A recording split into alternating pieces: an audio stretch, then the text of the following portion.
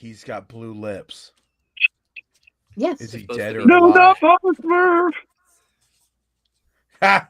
Ha! That's horrible. I don't know. Are you alive, Stephen? I am alive. Not in the picture, but I'm alive. Okay, in the picture he's dead. In real life he's alive. Does that help? Yep. There you go. Everyone thinks because you're a zombie, you don't know good coffee. Well, they're wrong. There's only one brew that gets my seal of approval. Deadly Grounds coffee is my guilty pleasure. The aroma is so intoxicating. It brings all of my neighbors out of the woodwork. Deadly Grounds coffee. Coffee to die for and zombie approved. It's good to get a little deadly. Use the front door! Oh, they're so disgusting.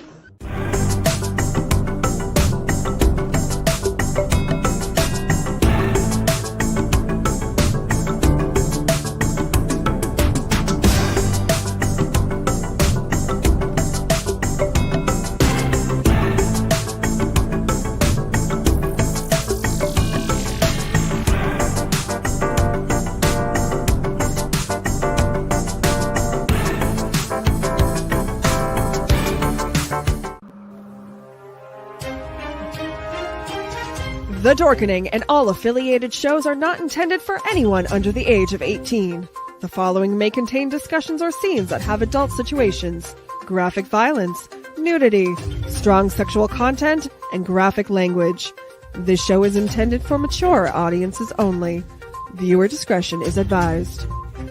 You're watching Tanner's Haunted Secrets on the Outline Network. What they say. Dun, dun, dun. There's a secret sound heading deep within the center of the earth. Until you listen closely enough, you can hear it. And it sounds like razors through flesh. We are merely here to turn up the volume.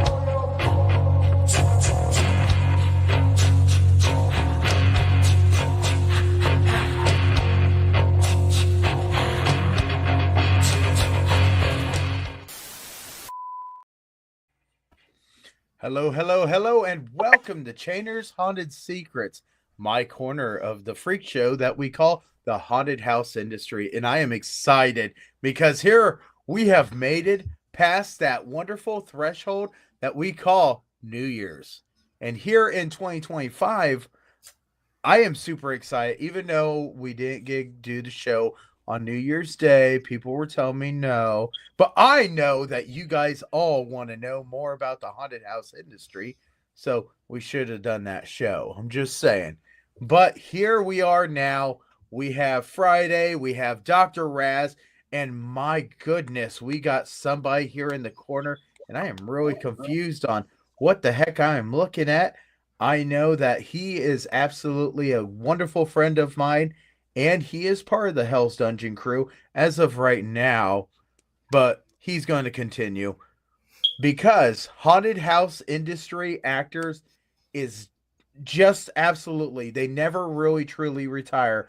They just wait for that next thing that comes into their mind that they want to show the world. So I am really glad to have you here today, and I can't wait. So, first, go ahead. Let's have you talk about yourself a little bit. Well, this is I just did my 30th year in the industry. Got started in 1994 when my mother decided I wasn't allowed to trick or treat no more. So I decided to tear up the backyard part of the house and build a haunted house. Then started going professional in about, I think it's 2000 is when I first started doing it professionally at the Virginia Beach Amphitheater. And then from there, basically 30 years later, here I am. He is my 30th anniversary and haunting twin this year. Well, I can officially say I don't have that many years in the haunt industry, but you know what? I might be a little younger too. Well, you did just turn 3 recently. I did. Happy birthday to me. I turned 3 because the candle broke. Yes, because Raz broke the candle. But yeah, So, as all of these years in these 30 years, how many different haunts have you actually been at? Oof. Counting my house, let's see, 1, 2, 3, 4, 6, maybe 7. 6, maybe 7. Yes. Well, 2 of Okay. them were owned by the same company, just 2 different locations. Okay. And That counts.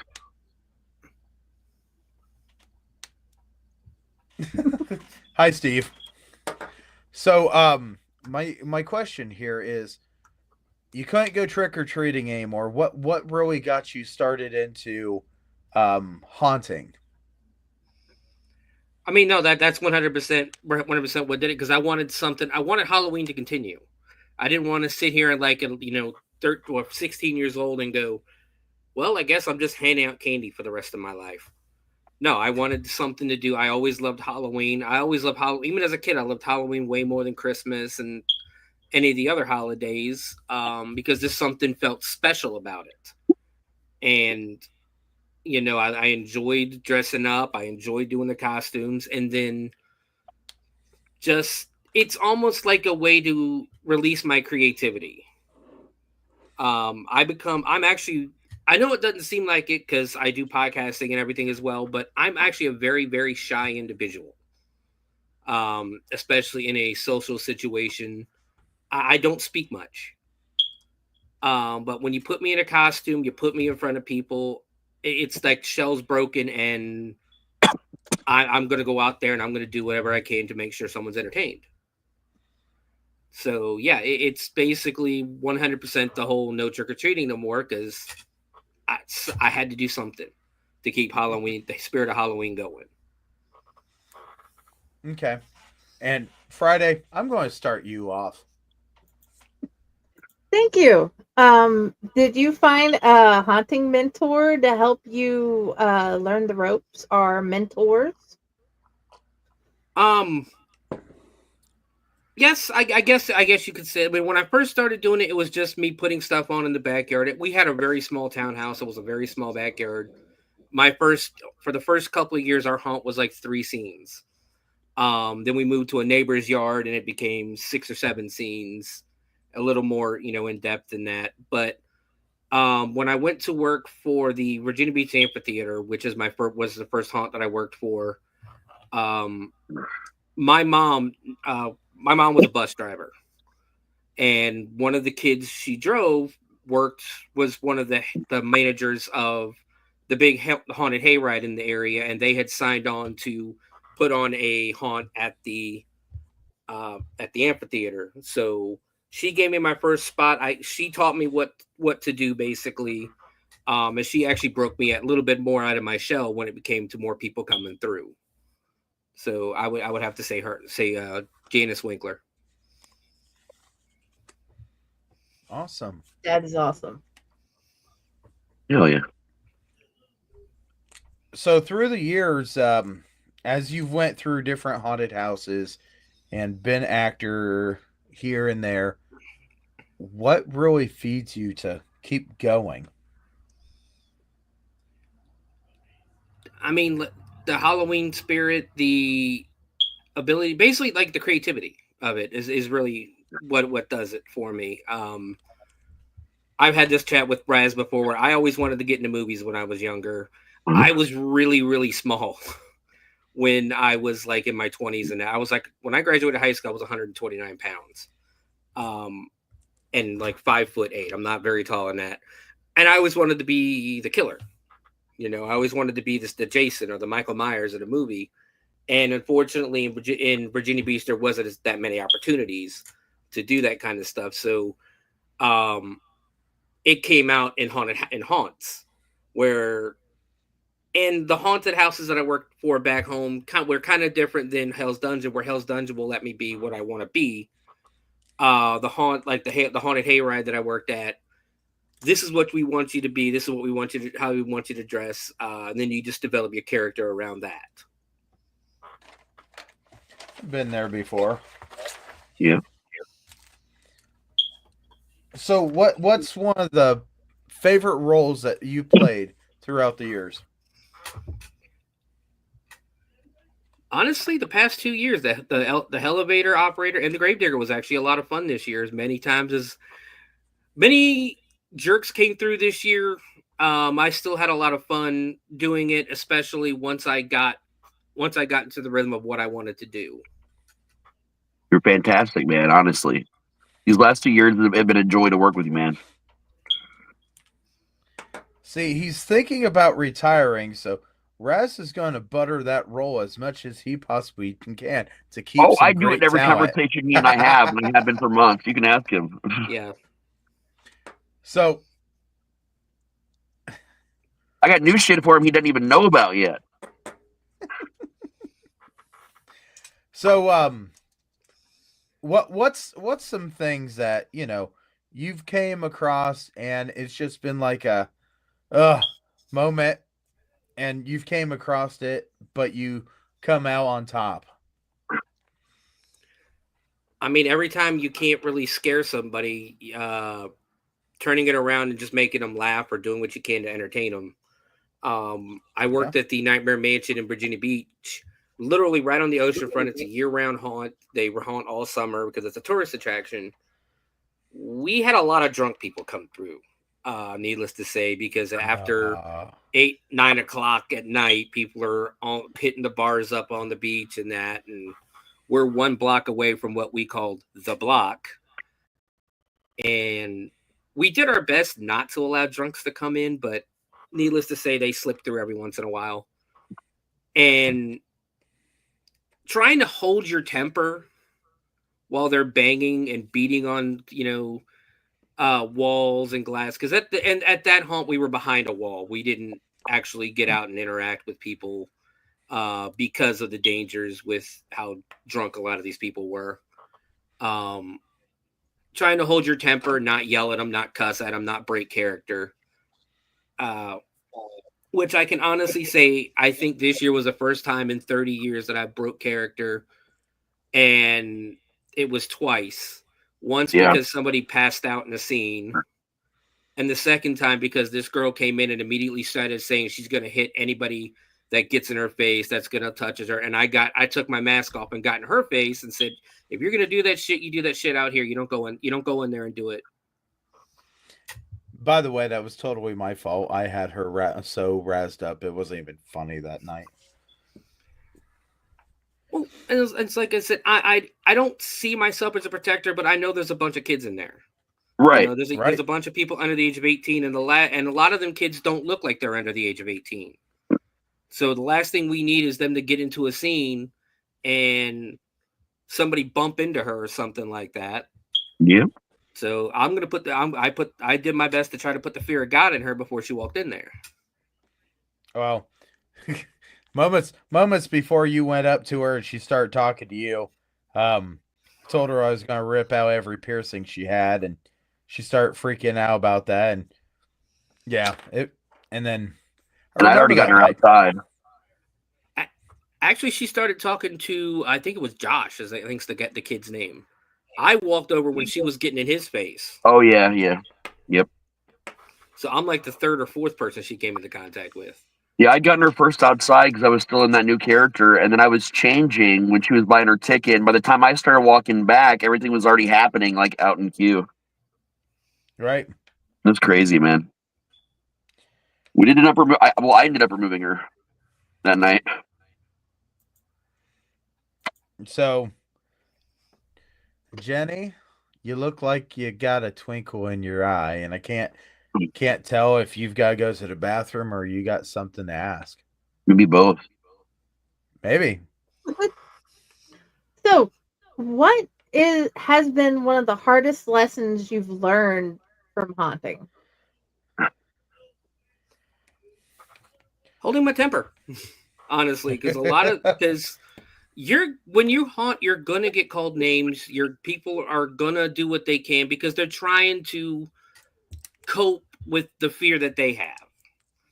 That's like right. When I was one of the things I was doing as the gravedigger this year was when people were giggling uncontrollably and their friends would apologize for them laughing in my face. I just looked at their friend and I broke them down psychologically. You know, it's like I told them flat out, well, they're laughing because they're scared. I told them, I said, there's there's certain coping mechanisms that people do when they come through a haunt. One of them is laugh uncontrollably. Other people talk nonstop because they think they can overtalk us. And, you know, some people swing, which if that's one of your defenses, please don't come into a haunted house. Nope. And other people talk shit. And the thing about it is I've been doing this for a long time. I have been called many names, and the thing about it is I built up a wall, and I don't really care what you call me. Because if you're going to be an asshole to me, I'm going to be an asshole back, and guess what? I'm probably better at it than you. Yeah. Yeah, I got called fat. Really hurt my feelings. So many times this year. Yeah. Me too. And it's like, it's okay. Yep, I've heard worse. Of all the possible insult, they just go right for the low hanging fruit every time, man. I got a girl one time. She called me fat, and then I immediately said, "Well, your hair's stupid." Yeah. Do I look like a guy? No, I don't think so. Okay. Just thought I'd ask, because that's the other thing I got called. A guy. I get called many different things when I'm haunting, and I know what they're trying to do. They're trying to just get the focus off of something else. This past year at Hell's Dungeon, what I did was on the last night that you guys operated, I actually gave a person a whole recipe, which set them off guard because every time I kept on saying something, and I said, and at that point, then you put the human flesh into it. And it was good. But Brez caught me off guard by telling me something when we were trying to figure out what was for dinner one night. And I flat out asked him what the heck he was talking about. What did you call that? Longfish? Long pig. Long Long pig. pig. It's a tribal name for human, yeah. He keeps on saying long pig, and I'm like, but you know what? It's okay because now I'm making recipes with long pig. That's fine. So Then my dad would ask if you locally source your long pig. Always. You know what? I do not cage. It's a free cage. I mean, yeah, you got to. That's why there's fewer tents and homeless city over here in the bike path. Right. And I'll tell you, nothing is better than the lap dance when the clown is crying. Yep. But getting back to you, because, you know, we want to have this show and we want to talk about you and all the wonderful stuff. So how many different characters have you come up with? That I've come up with, elevator, say at least maybe 10 or 11. Yeah. Over the years. Nice. Because like I said, I worked at the Haunted Hayride for 10 years, and they told me every year what character to play. A lot of it was a zombie because I did a really good zombie, but I was a talking zombie, so I think that was a problem too. But a lot of my stuff, paramedics. A lot of my stuff revolves around the stair. So, because if you watch any of the videos that I'm in, and I have this stare that everybody says feels like I am staring straight through their soul. Because I've trained myself, I can go almost 2 or 3 minutes without blinking.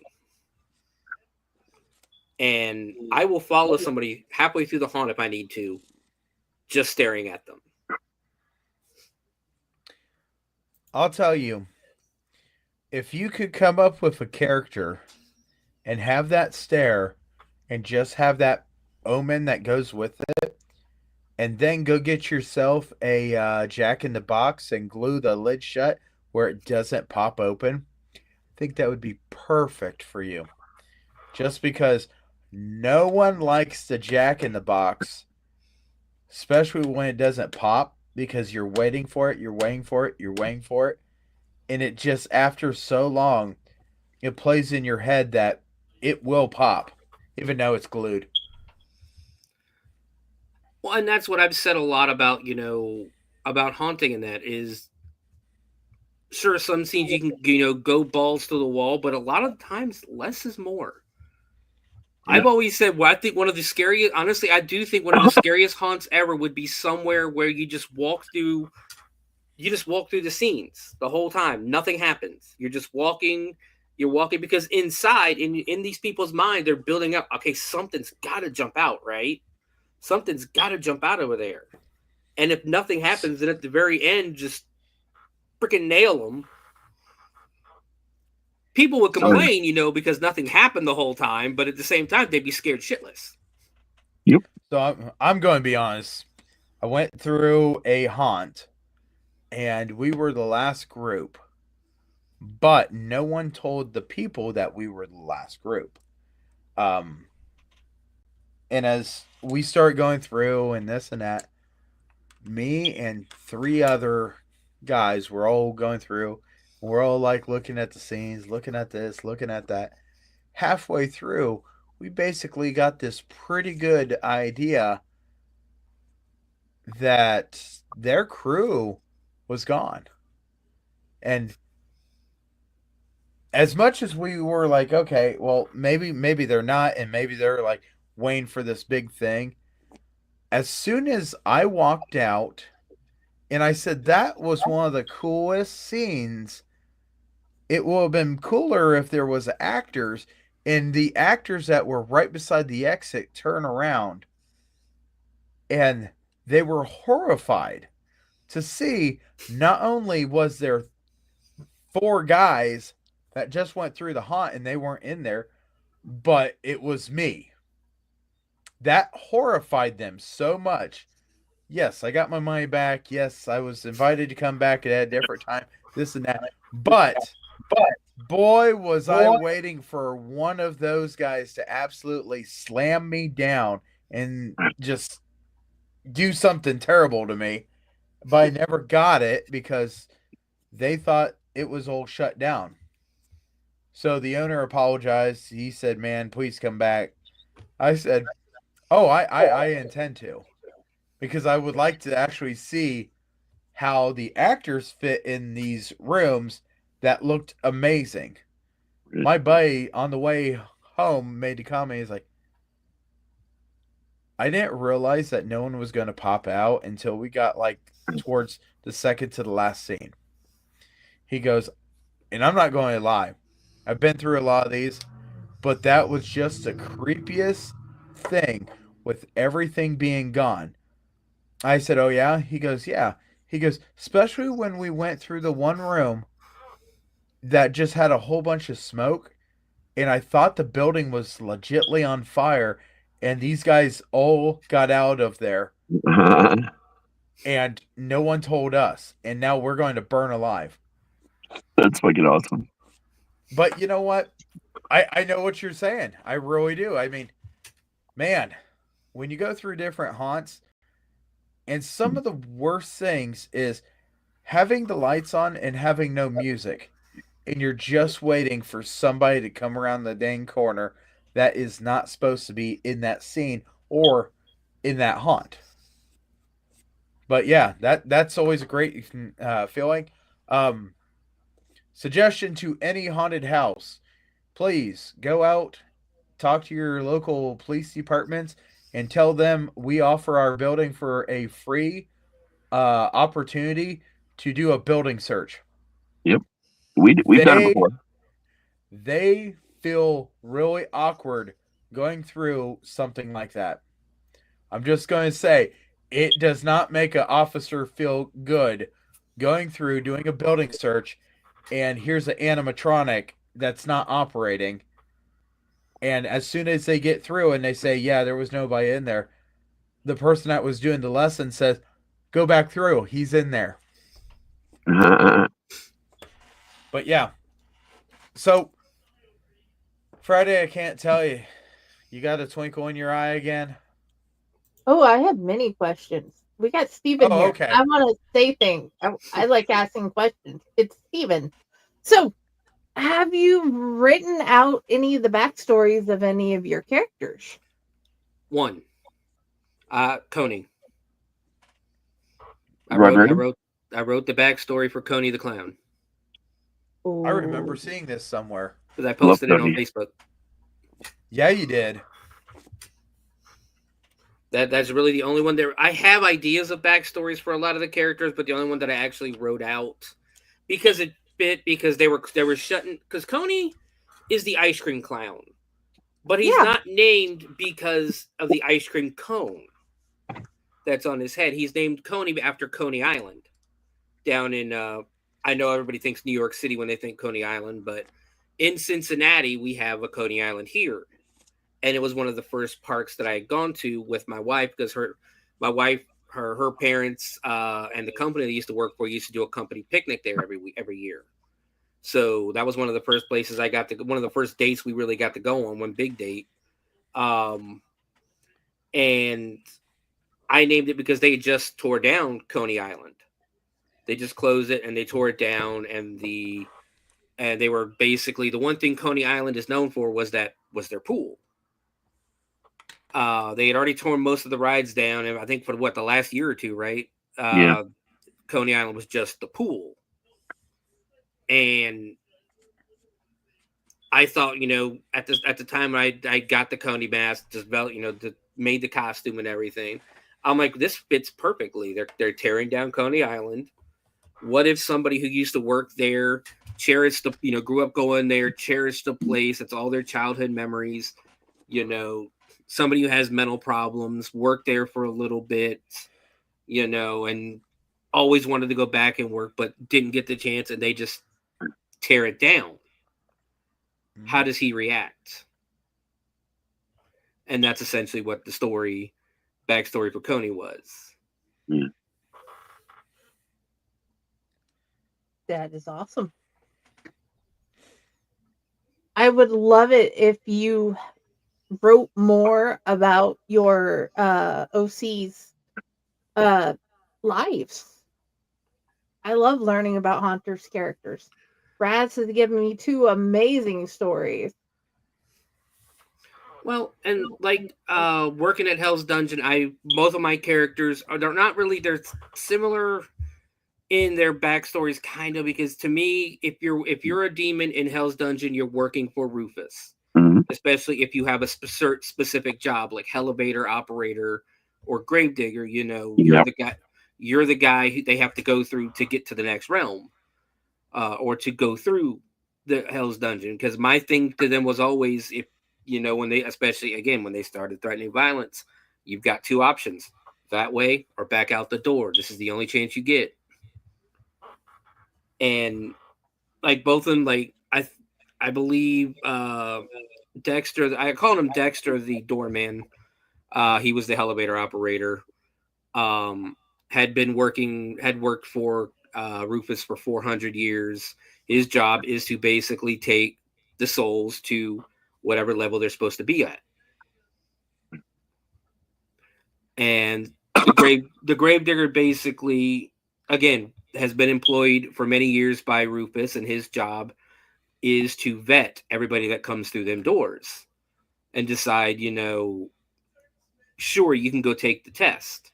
You can take the test, make sure they know what's coming, who they have to see, because the gravedigger's job was, greet them, tell them about what's going on, let them know, hey, by the time you leave here, Rufus has to judge you.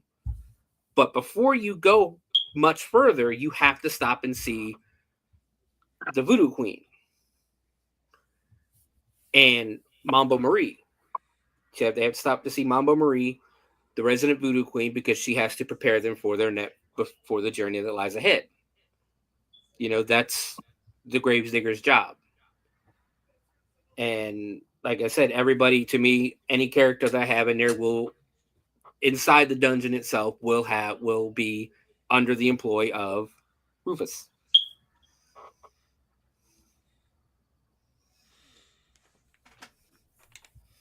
That is awesome.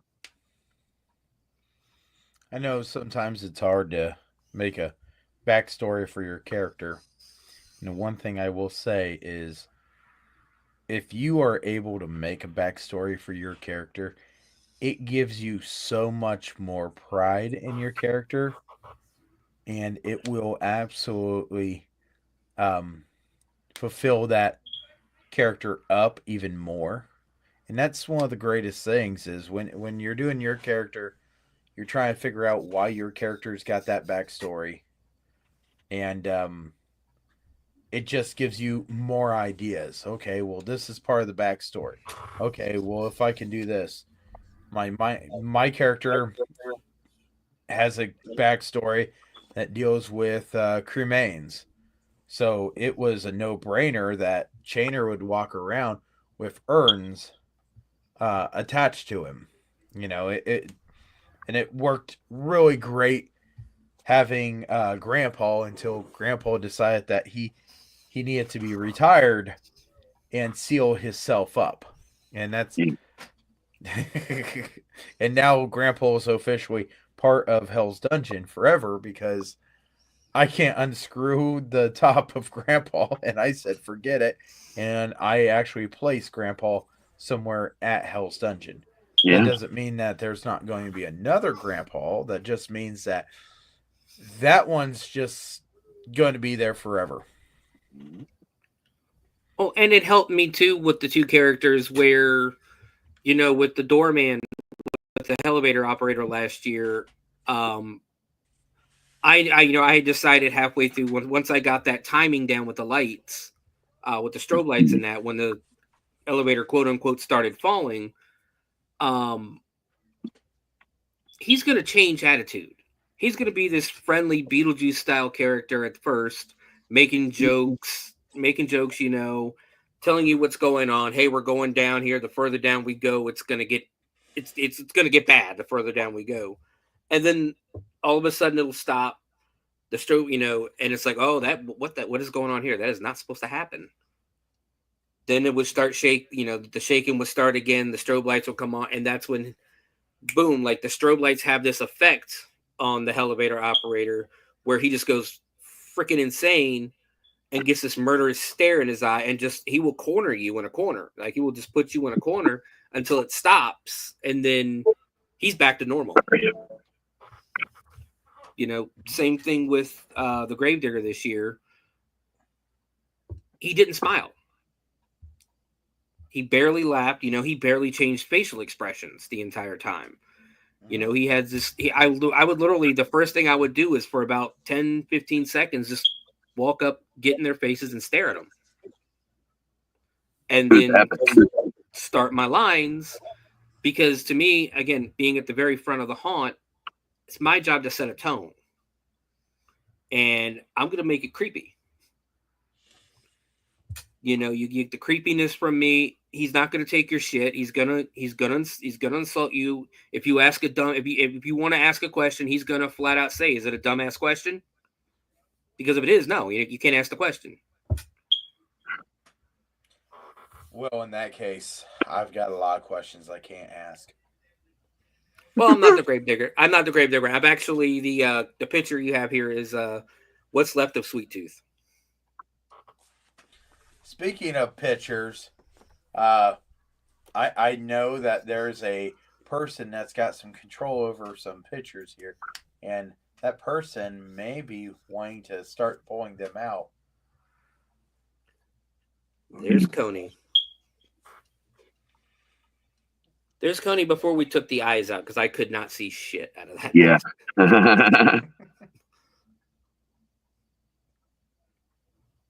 That was actually out at Boo on the Berg, this like bar crawl they have. We went out to basically promote the haunt and that, and this is at a bar. Awesome.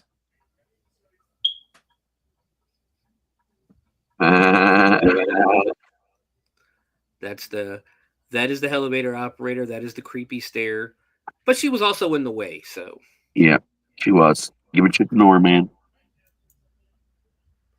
Me and Nora have a different relationship.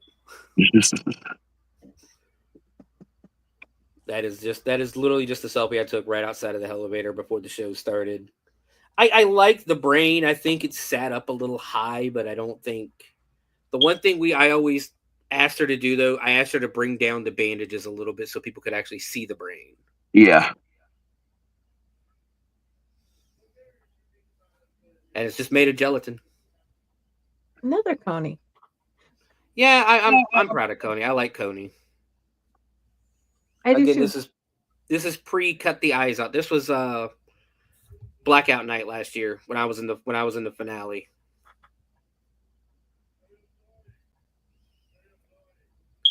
And that is this year. That is the Gravedigger.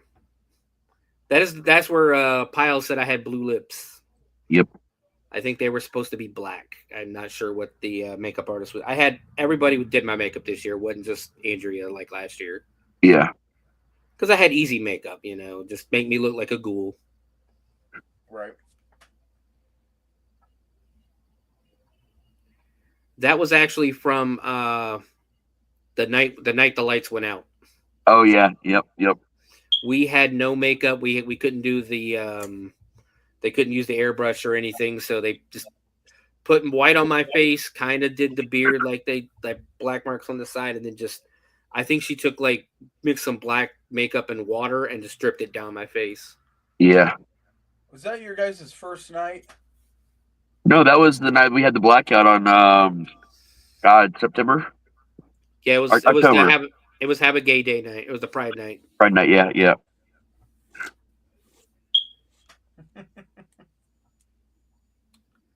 And the leotard. Yep. That's actually from the the old Hell's Dungeon TikTok page. Yep. Where I went around as Cupid murdering different creatures inside the insane asylum. I enjoyed the whole saga. It was great. Awesome. And there's Sweet Tooth. I love the cookie cutter thing. I just had trouble figuring out the forehead one. The snowman? Yeah. Yeah, snowman, Christmas tree, and then there's a gingerbread man on the other side. His backstory was basically he burnt a tray of cookies. He burnt some cookies. Santa got pissed off and melted cookie cutters to his face. Ow. Now he makes cookies with his face.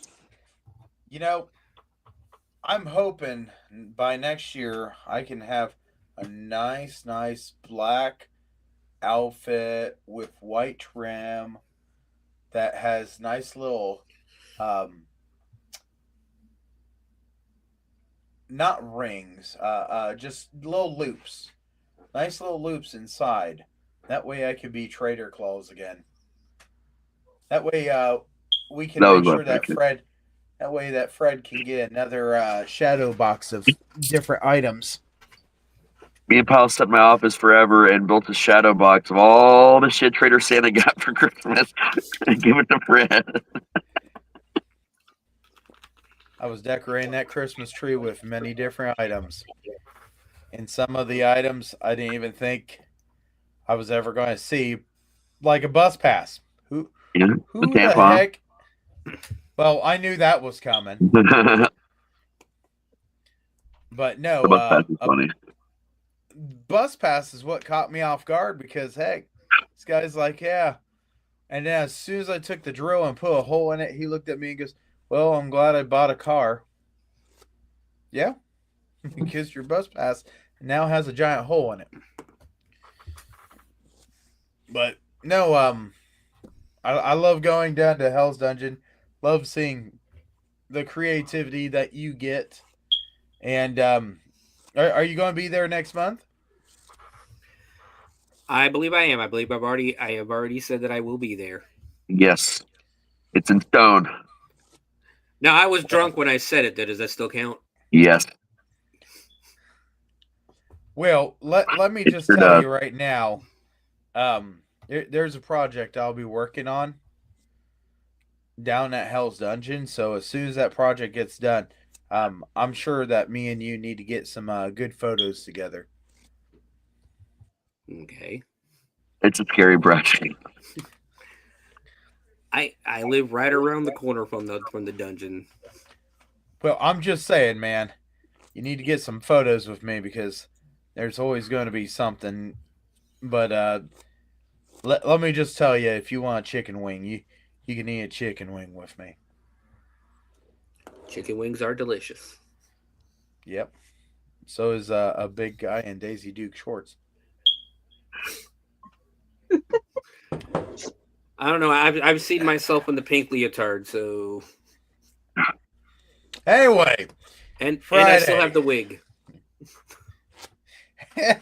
Anyway, Friday. What we got here? In your whole career, what has been your favorite scene that you've done?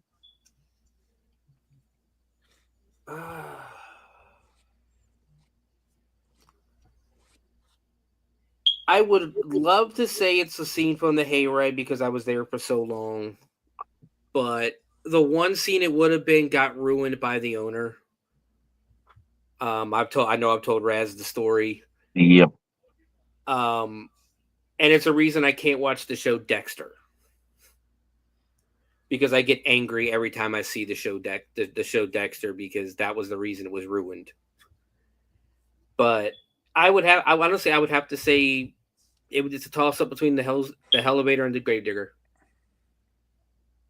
Because the mansion itself didn't have a scene that we did the mansion, we did the whole haunt by ourselves. Like during the day, there was only one person upstairs because the way the haunt was designed is we had, the maze, the haunt itself was a maze you walk through. We had a straight L. Like I could get to any scene within 5 seconds. So if somebody's running through the haunt, I'm still at that very next scene waiting for them to push the button, yell at them, do my character, whatever. Again, the hayride, it would have been a freak show. We had a freak show ready. I had it built.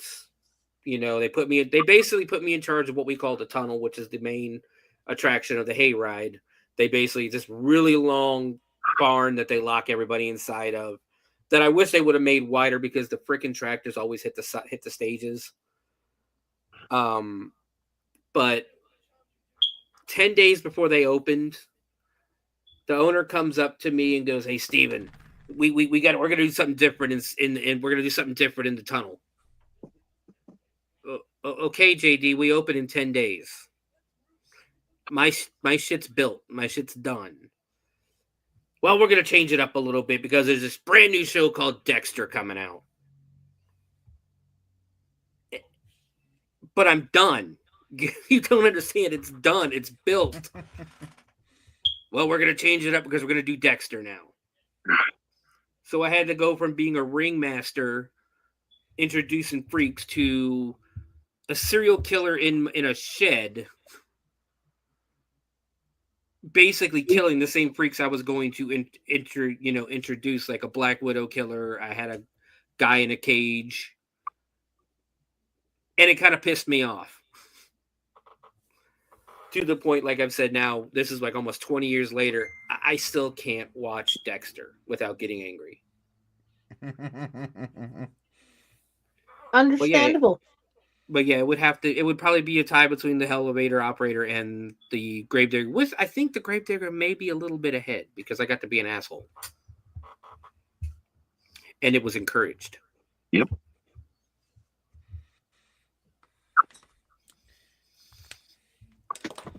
Well, I'll tell you. Sometimes as an owner, when you see something, you're like, "Oh, I gotta change this up right now." Sometimes you want to do it, and sometimes you don't want to say nothing to the actor or actress because you know that they're just going to look at you and say, "I don't want to change." But me being an owner, unfortunately, and I am sorry. My haunters have figured out very, very, very, very, very many times that you just might find something new in your scene and come in there and go, what the heck happened? And in fact, that's actually one of the things that we actually tell the haunters in the beginning of the season when we all have our sit down and talk conversation.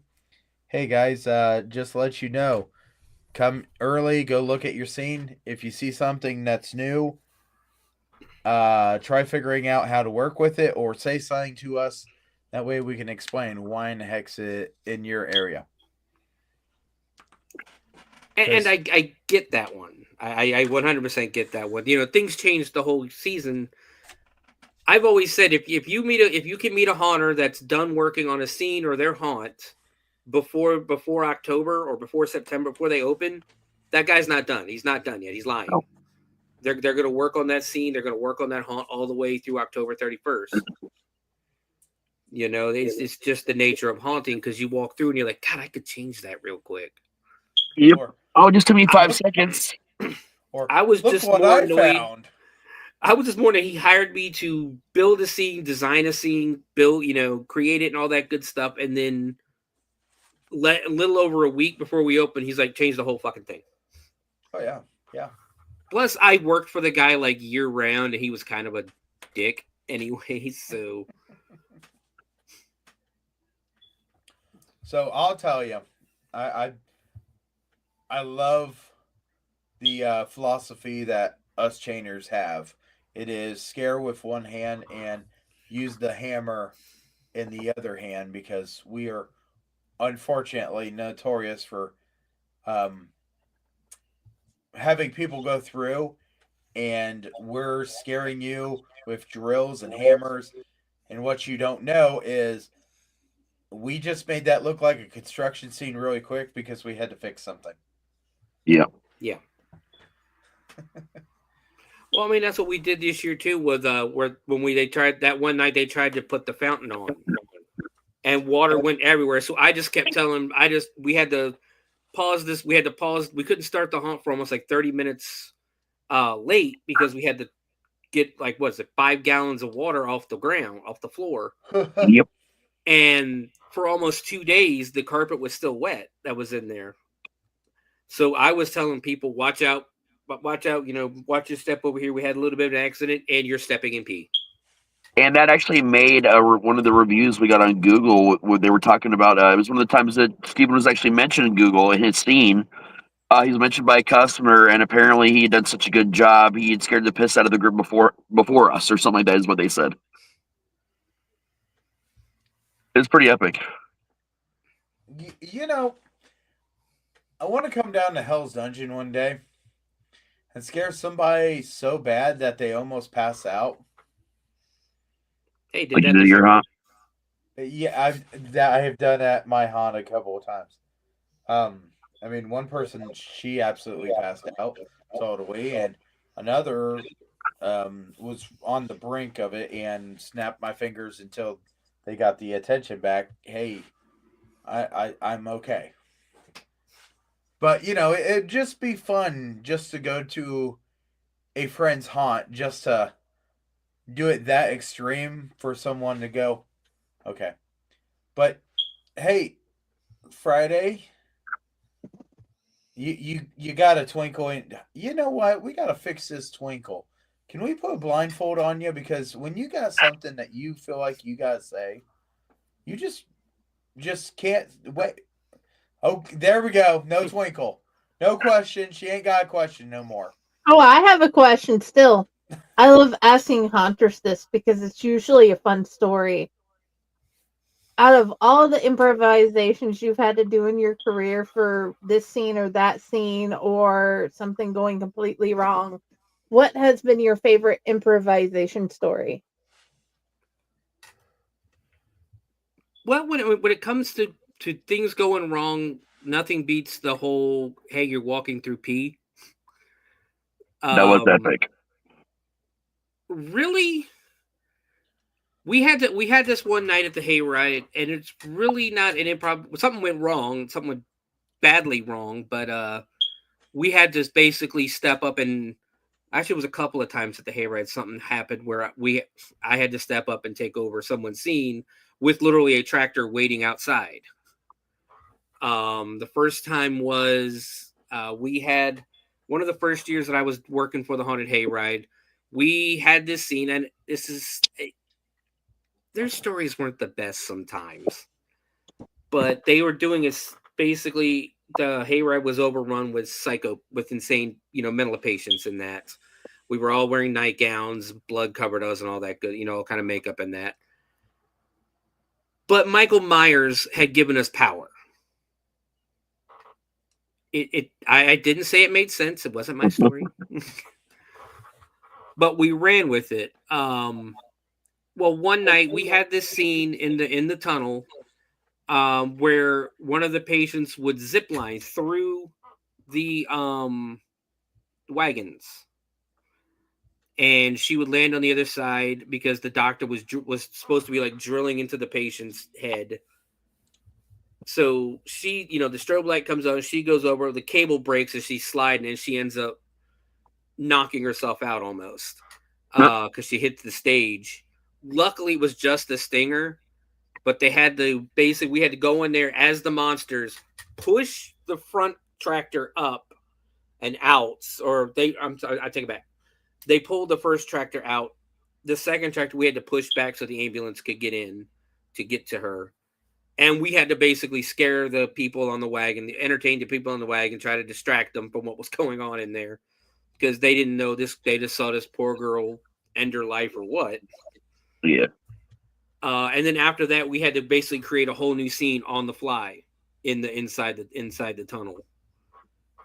The other time was, and this is what I think cemented me in the hayride, to where no matter what, I could always go back, even if I wanted to just volunteer or act again. I wouldn't even have to audition or anything. I was doing a scene with my girlfriend at the time and two other guys. They were torturing her, and I basically just popped out. Well, the lady in the front scene, we always called her Madam Death. She was our hayride mama. She got bit by a spider, and she thought it was a black widow. Everybody goes running to the front to get her out of there, to get her on the ambulance and that. As they're running through, the manager of the hayride comes by and she goes, "Stephen, I need you up front right now." I go running because I knew that I worked with the lady at the kennel. I was worried about her too. So we get all that done. And she looks at me and she goes, "Okay, you're doing the first scene.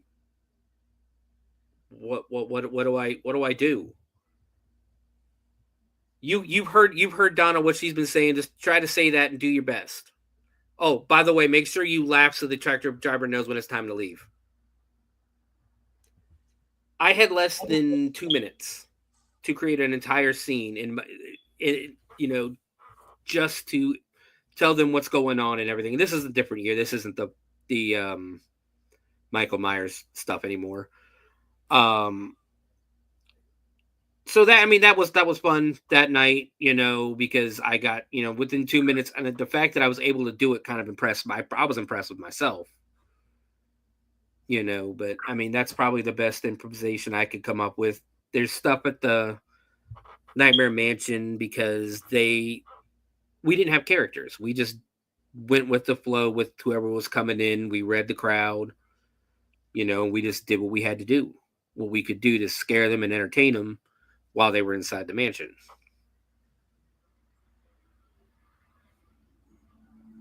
Nice.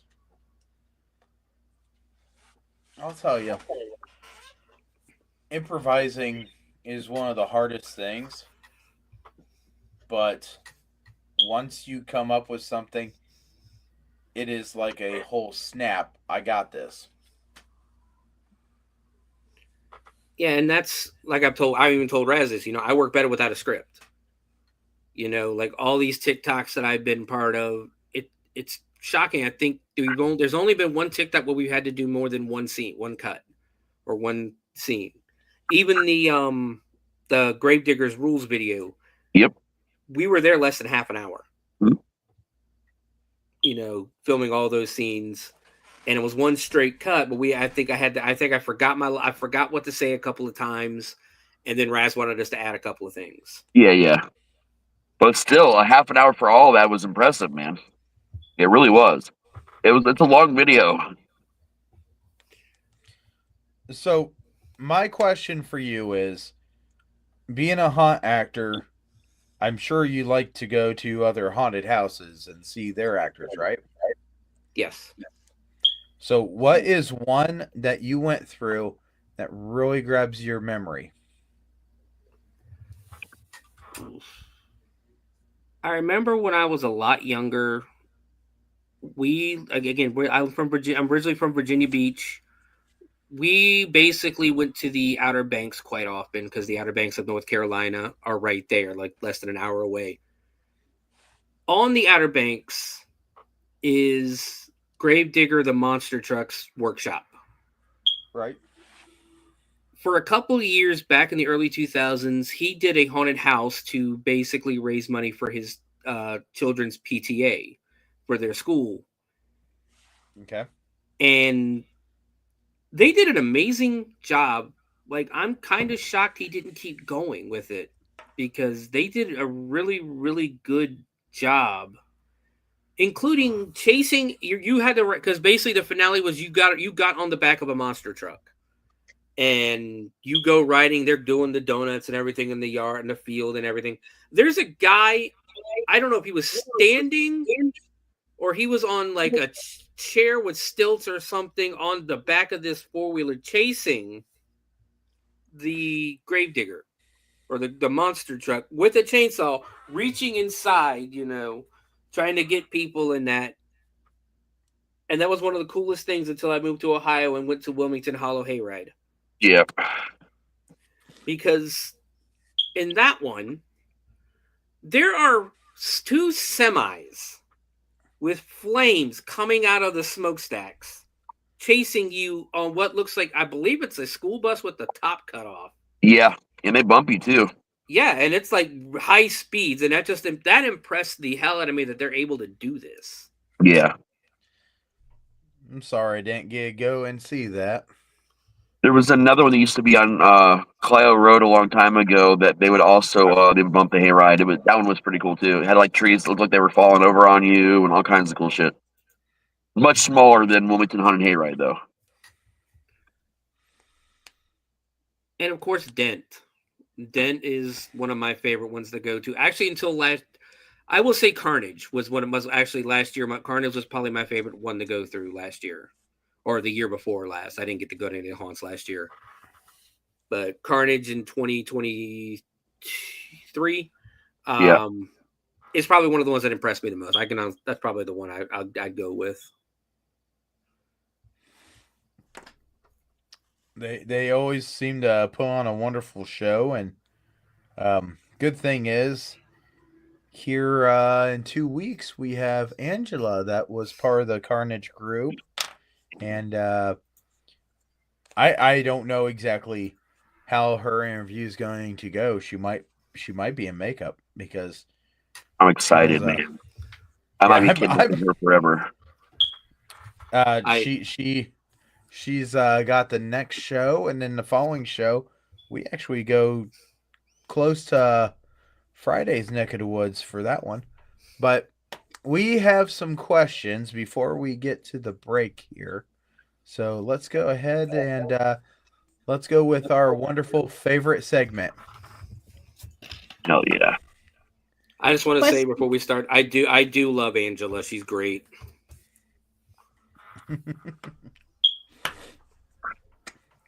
Her ears are probably burning right now. I had her embarrass the hell out of my oldest on his 18th birthday.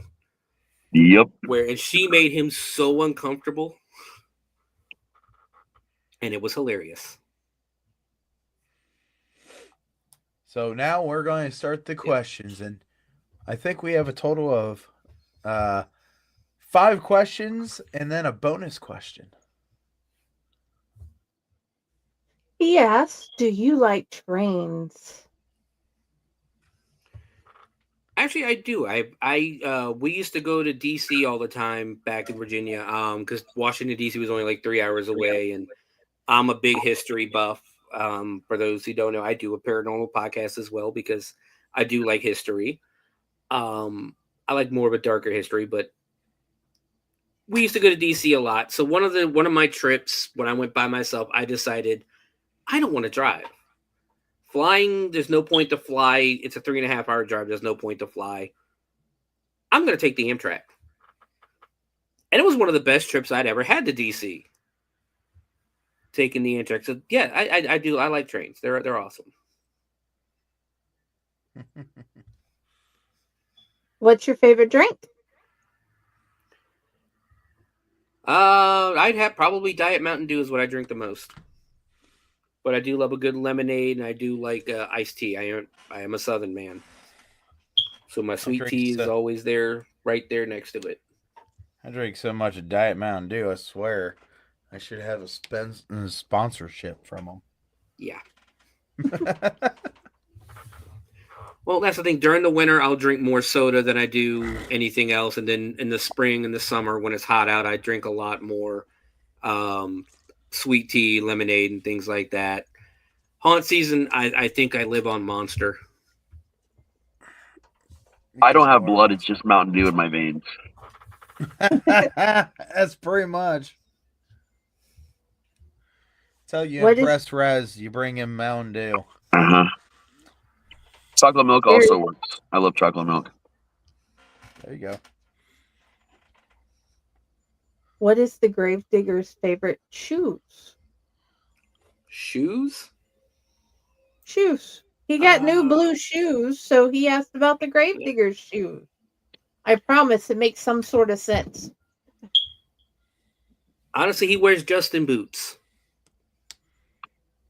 Okay. So he likes a good pair of work boots. Awesome. Do you like to play with Legos? I do not. I've never really gotten into Lego. I don't have the patience. My thing was always playing with action figures, because I could create my own scenes, my own, stories and everything with them. Plus war. So that's what I got into. Even now to this day, I'll go to toy shows. I still collect classic figures, action figures and that. Well, he has the same sentiment. He has his action figures, but he makes new figures out of the Legos that they fight. So he makes up his own little worlds, and it's just so much fun. You never know what the character's going to look like. So, yeah, he agrees with your sentiment. Yeah, both my kids love Legos. My youngest likes to have his mom put them together, and then he breaks them.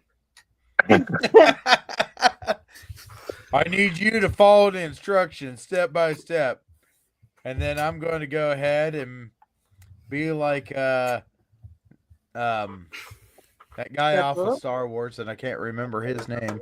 Harrison Ford and Solo.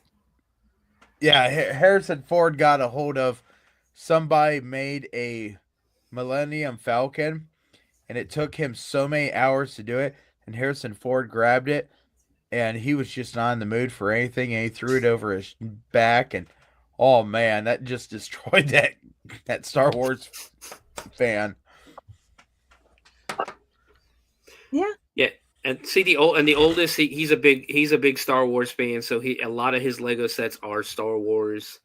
And I think like military stuff. Like if there's anything military, he'll get that. But I don't think he's had a Lego set in a while because he did just turn 18, and he's more interested in fixing trucks and diesel engines and that. Oh, we lost Raz. He'll be back after the commercial. What's your favorite flavor cupcake? I like yellow cup. I like the yellow ones. I don't know if it's necessary. I don't know if the yellow cake is vanilla or not, but I like those with like a chocolate icing. I would say I'm not a big fan of chocolate cake, surprisingly. Okay. We've talked about this on a different show, but just if Brandon's watching this in the future, I want Brandon to know that you just talked about the granny panty dropping cake, which is yellow cake with chocolate icing. I mean, any kind of icing, but I figured I would say something chocolate because I know a lot of people like a lot of people, and I like chocolate. I like chocolate. Everything else, like donuts, I will go for a chocolate donut before anything else. But I just there's something about chocolate cake I just don't care for. Just saying. Okay. So Did now you write? what's that? You continue. Now my daughter's got one question because she is so absolutely excited to be on the new school bus this week that I asked her, if you could ask a question, what would you ask? And she asked, did you ride a school bus to school? Not only did I ride a school bus, but my mother was a school bus driver for 30 years. Nice. So a good portion of my school life, when she was driving for the school, I was riding her bus. But the best part was when I got to high school, she didn't drive my school. So I had to catch a different bus. And because my mother was a single mom, if I didn't feel like going to school one day, it was 9 o'clock in the morning before she realized I was still home.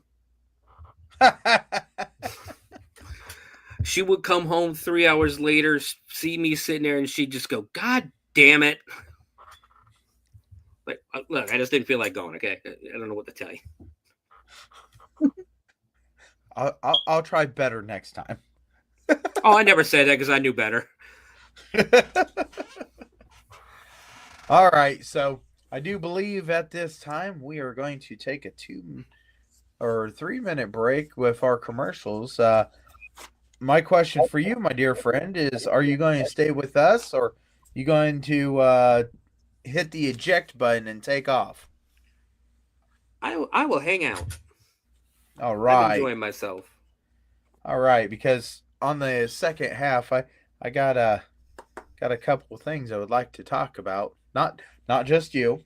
I want you to be included, but I do have some stuff, and I'm hoping to get some video people's attention with this too.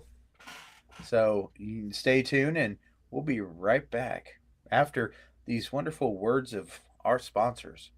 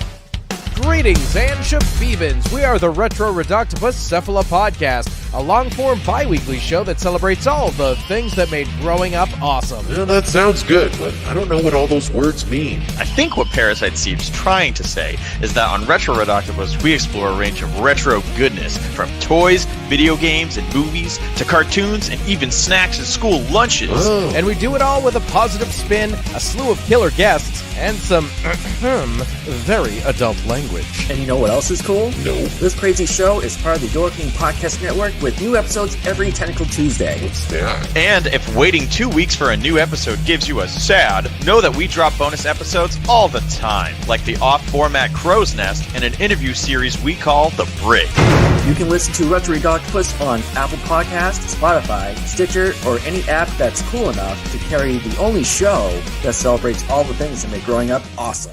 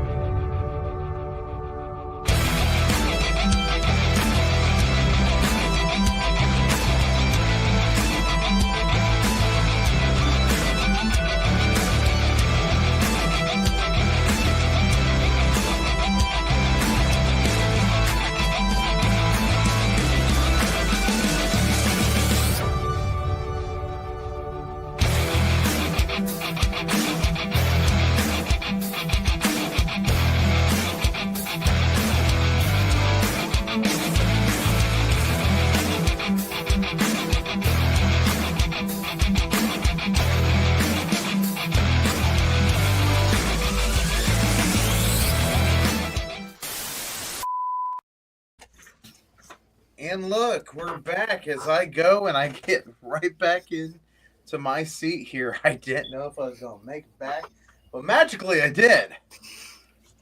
Oh, don't feel bad. I had to go make sure the kid was in bed.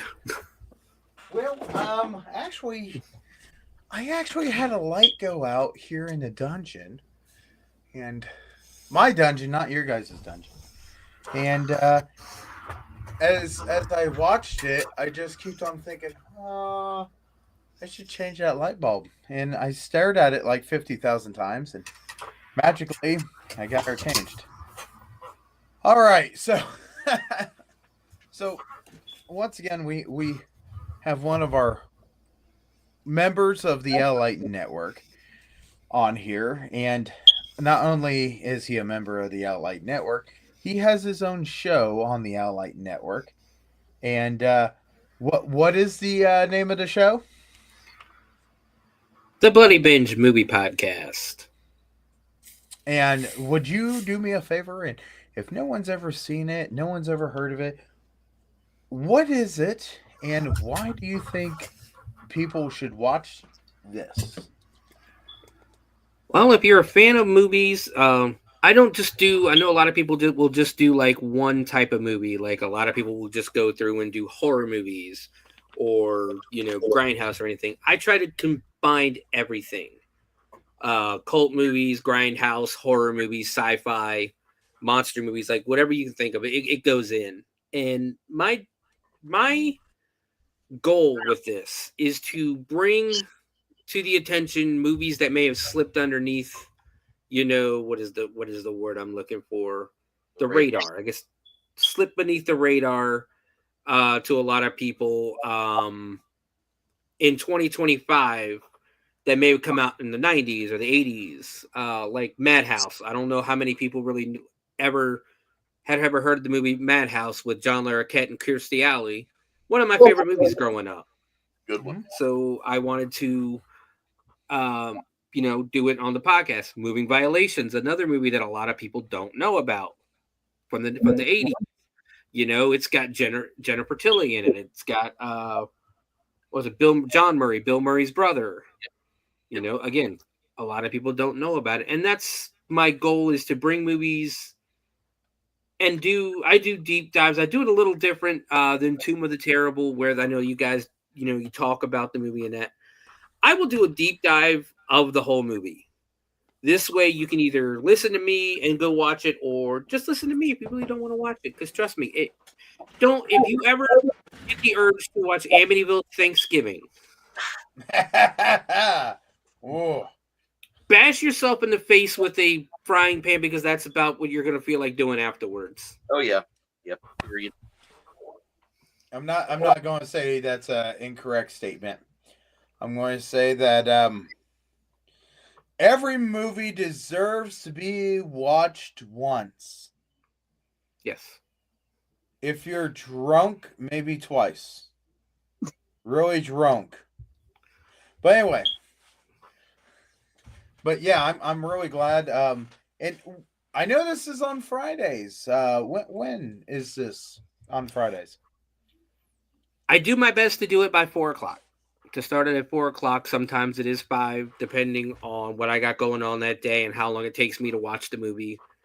Because I try to watch the movie on Friday so that it's fresh in my mind when I do the podcast, so that when I have to start bitching about stuff, I can remember off the top of my head what I'm bitching about. Well, I'm glad I was on that show with you one time, and I was hoping to get back on there, but usually I don't get off until 4:00. So usually when I'm clocking out, it's alerting me that there is a show going on live. Well, I go live at 4 because I know you guys have a very busy schedule at night, most of the week. So that's why I decided 4:00 would be best. This way I'm not invading anybody else's time, and being able to put the content out, and who knows, maybe even the drive home somebody could be listening. Yeah, you're right. We also do paranormal on there. I do Shivers once a month. Where I think the last one we did, I'm doing the cryptids of every state. We're doing all 50 states. The last one we just did Kentucky, which I had a lot of fun doing that one. Our next one is Mississippi next month, or next month. I'm not doing cryptid. I'm not doing cryptids. I'm doing something else for Shivers next month. Awesome.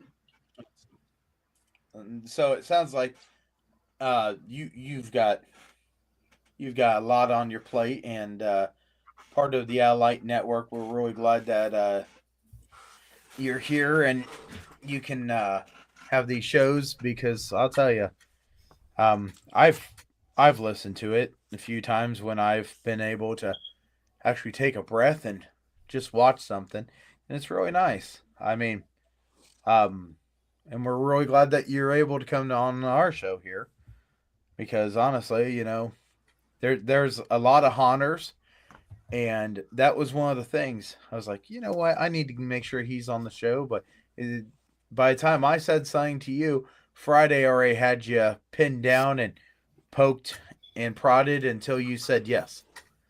I would have just asked you to be on it, but I know she had you strapped in a chair and poking you until you said yes. Okay, leave me alone now.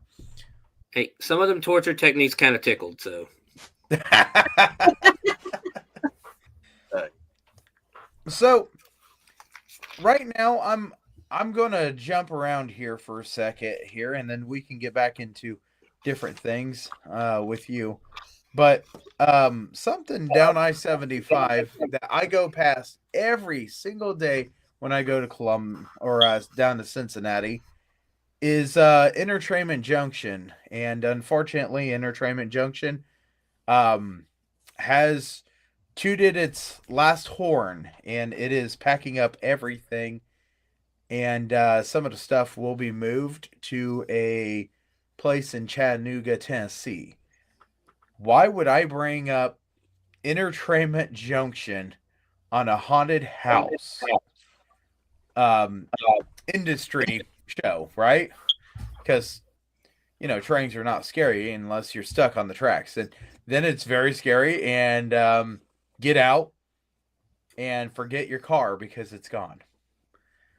The reason is because Junction Nightmare was one of the things that Entertainment Junction had. It had a haunted house, and I have contacted them, and I'm trying my dear hardest to stay in contact with them to see if I can actually get them to come on this show and talk about Junction Nightmare, because in October of last year, on October 28th, they actually start posting pictures, and that got me thinking of some stuff, but I didn't catch all that until I was having a little thought of memory lane.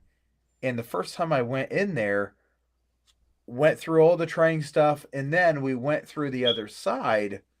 Before they had the circus, they had Junction Nightmare, which was amazing to see this stuff, and went through it. And then they turned Junction Nightmare into their circus fun show, which was awesome. I will say that, but me and everybody else that knows me says that haunted house has to be something that, absolutely runs through people's minds. So I am hoping that we can get in communication with them and we can talk to them. And I have a nice chat going on with them, but I'm hoping sometime that we can have them on the show and we can talk about Junction Nightmare along with Entertainment Junction, because I'm sure if we get that one on the show, there's going to be a little boy that has 20,000 questions. But for people that do know Entertainment Junction, it has ended. Everything is getting boxed up. And there is I want to say it's a type of museum that's in Chattanooga, Tennessee that they're making. and it's all about motion and transportation and this and that. And that is where, you got a finger up. Okay. Chattanooga, Tennessee is known as the Choo Choo City. They have multiple places where they honor the history of trains and the history of how trains have furthered the economy and helped people grow in Chattanooga, Tennessee. So they will most likely be adding a new way to honor the haunt industry and trains with this new exhibit. Well, I don't know if they'll be doing the haunt industry with this because Junction Nightmare's been gone for a few years. Well, actually, Too long. it's been gone for a while. And that being said, the circus stuff, I know it went someplace, and I don't think it went the same place. I would like to find. I know there's a whole list of where everything went, and I wish I would have found it once again before the show. But I am hoping that they reach out. So if anybody ever goes and says anything on their Facebook to them, message this and that, hopefully we can get them to come on the show because honestly, it was something amazing there. But to have a haunted house that operated in the same building as this great train exhibit was amazing, and I wish I got a chance to see it operational. So that being said, we're always looking for different people to contact us to come on the show because we want to know what you did in the haunted house industry, what everything was, what you loved, and yes, you'll get a whole bunch of serious questions from us. But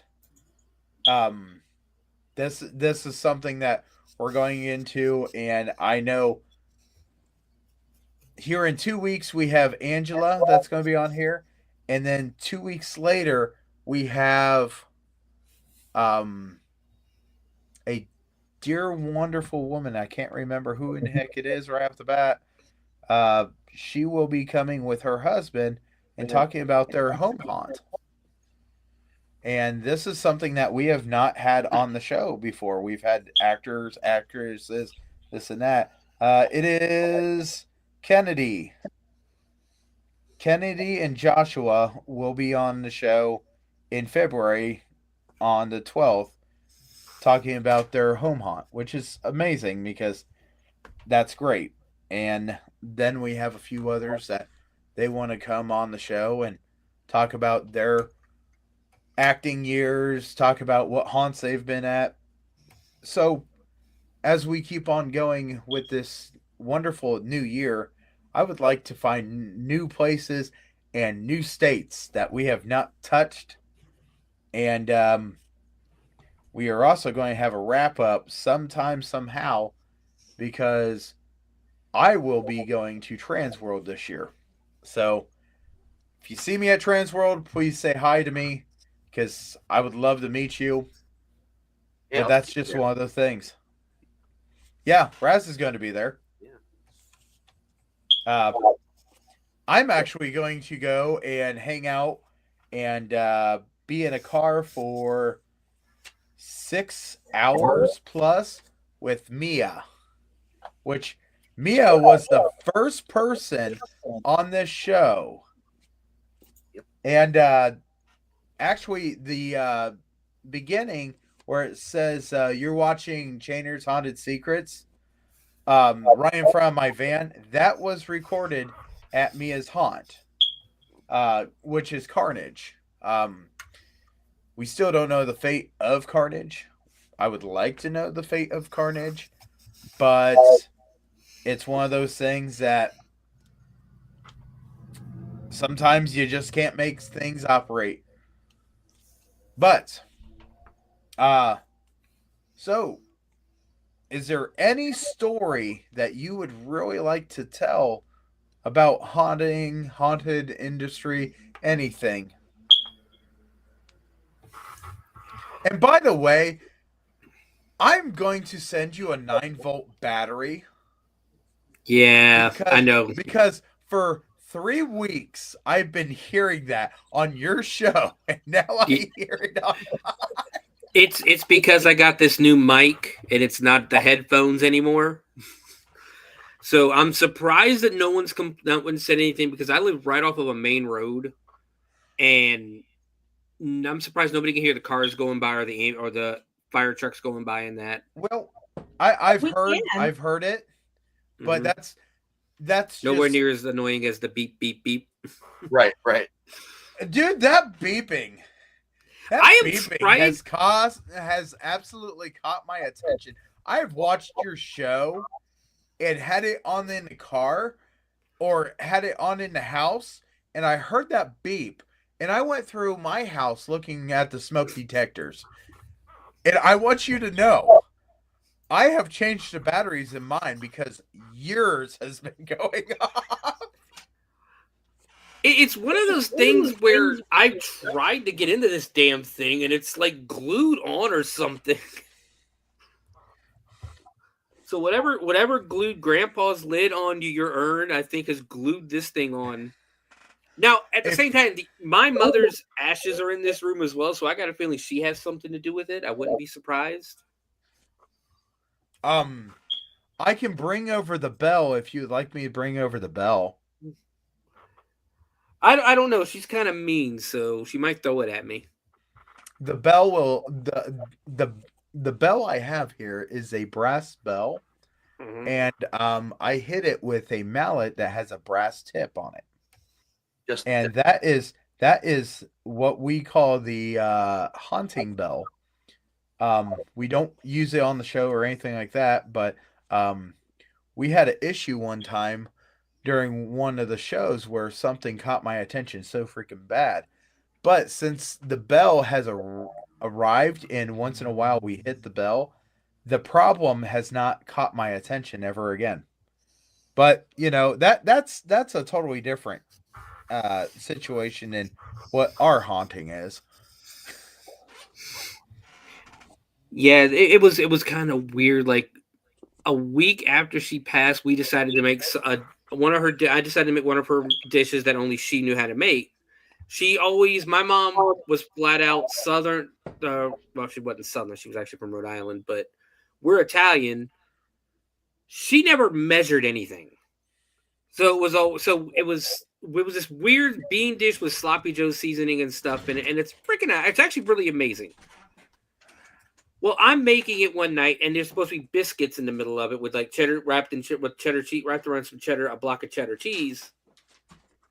And I opened the one container. I'm doing it, and then just randomly a second container popped up. Just popped open by itself, like that was her telling me, "Hey, asshole, make sure you put 2 in there." So, I love this comment over here. For whom the bell tolls, which is part of a song. So I'm going to do a shout out real quick because Cora's Curiosities is in Columbus, Ohio, and this bell got my curiosity. This is actually a brass bell, and the holder for it is so flimsy. But you know what? There was a nice little price tag on it, and the mallet it came with I didn't like, and it didn't have that brass on brass sound, so I had to go get a nice little brass. And me and Maximus Christian Bryant, which is the president of the OHA, we've talked about this bell a few times, and I told him maybe I should bring it to the OHA meeting, and that can be his ceremonial the meeting has started, because it's got a nice nice little ring to it. It does. It does. But we'll put my do not disturb bell back. So, but yeah, is there any good stories you got about different hauntings that you have done? And one of my first scares that I ever got is, it's actually one of my favorite ones. Working at the Virginia Beach Amphitheater, I was put in the 3D maze, and I pretty much worked there by myself. And it was literally just they painted my face, like my hair is naturally colored black, so they put some orange like orange coloring in it. Painted my face kind of like a blue, and we put black around my eyes and then highlighted around the eyes. Basically, I could stand out in the 3D. And I was just given this really long black hooded cape. One of the things we got to do was I actually got to scare people in the 3D maze during an Alice Cooper concert, where Alice Cooper was playing on stage. I was scaring people backstage, and the guy who painted it was a guy named Talent. What's the name of his company? We always just called him Talent. He painted like a bunch of murals around Norfolk and Virginia Beach and that. And he painted this giant mural to Alice Cooper. And he told me, if Alice Cooper ever, if you see Alice Cooper, make sure he comes in here and sees this. Now, I was like 18 at the time. I'd always liked Alice Cooper's music, but I'd never actually seen him. Like, I didn't know what he looked like. Outside of his appearance at WrestleMania 3, because I grew up as a wrestling fan. But his drummer come out, and his drummer at the time looked a lot like him. And I thought it was him, and I was like, hey man, they painted this mural to you. So he comes in, he looks at it, he goes, that's awesome. He goes, but I'm not Alice Cooper. So I told him, and he says, but this looks awesome. I was like, well, it looks even better with the 3D glasses on. He goes, yeah, it ain't gonna do nothing for me. Leans down close to me and pulls his eye down. He has no pupil. Oh, geez. It's just all white because I guess he took a piece of pyro right into the eye. Yep. So it like burnt his eye up, and it was just white. That was the creepiest thing. But anyway, during it, basically, I was the only aisle I wasn't allowed to walk on was that very first one. Throughout the entire maze, because he wanted people to look at he's an artist, he wants people to look at his work without being scared. So he at least wanted people to see the front without, the people being scared. So I tried to stay between the third, fourth, and fifth rows. But this one time I hear this family coming in. It's a large family. I hear the mom yelling for the son to come back. He comes around the corner to the second row, and he's sitting there back against the wall, waiting to scare his family. And it dawned on me, he didn't see me. So I just crept up behind him, got up really close to his ear, and I literally just went, "Gonna get it really good, aren't you?" He did that cartoonish slow turn around, saw me, screamed bloody murder, and ran back to his family. I'm like, well, cover's blown. I go around, I wait for the family to come around the corner. I scare them the entire way through. We get out. And as I'm walking out, the lady who was taking the tickets goes, "What the hell did you do?" And I told her, I said, the kid tried to scare his family. I got him instead. She goes, "No, what did you do to that girl?" "What girl?" "There was no girl." She goes, "I don't know what happened, but this girl came barreling out of here, cleared the entire flight of stairs, and ran halfway out of the parking lot." Nice. I'm like, well, you're welcome. Yeah. I remember years ago, before I really started haunting, I haunted one night And then I was like, okay, well, we'll give it a shot. Haunted one night, and then I went to Kings Island. And even though you haunted one night, you had that feeling. So I went to Kings Island, and there was a kid that was trying his hardest to scare his friends, and he went right behind this trash can. And I'm just sitting there, and I'm just like shaking my leg, and I'm like, I know exactly how it'd scare this kid. So this kid sat there, and as soon as my sister looked at me and said, well, if you're going to try scaring him, go ahead and do it. I went right behind this kid, and I did the scariest yell I could think of. And this kid jumped up like he was in a cartoon, took out the trash can, went bolting to his friends, screaming. And then one of the sliders came over to me and goes, that was good. I'm impressed. He goes, you must be somebody that goes to haunted houses. And I said, I like haunted houses. And he goes, you ever haunted? I said, yeah, I did last night. He goes, so why are you not there tonight? Because I already had tickets bought for tonight for Kings Island. He goes, well, I'm just telling you, that was a good one.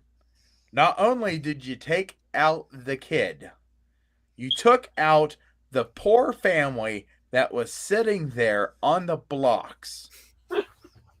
I said, what family? He goes, that family that is now clear the hell over there around the fucking building because they all jumped up, all went bolting, and not a single one of them said a single thing except for, we have no boo necklaces on, asshole, and ran. That's so, yeah. I mean, I'm just saying, accidents happen. But I wasn't working there, so no boo necklace. By the way, since we're here and we're all people that love haunted houses and this and that. Yeah, right.